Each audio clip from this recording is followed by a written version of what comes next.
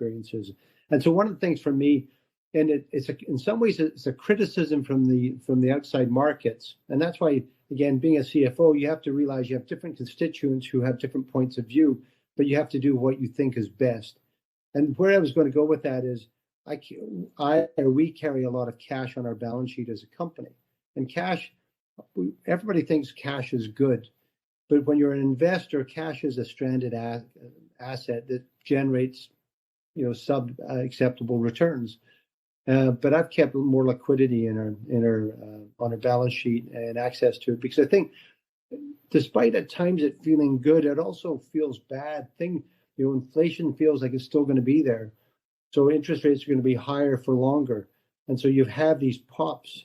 You have the challenges of economic downturns, and so I think, number one, having the flexibility around liquidity is going to be really important.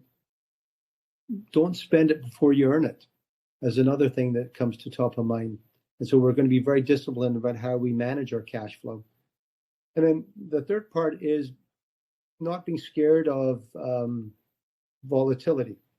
And that means continue to hold true to your goals. And, my boss and the team that I work with, we have really what I think are good goals, and they're programmatic.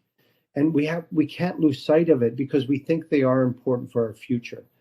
And so, yes, you have to make sure the ends meet financially and otherwise. You have to create that flexibility, and you have to be adaptable to the changes that we're all experiencing.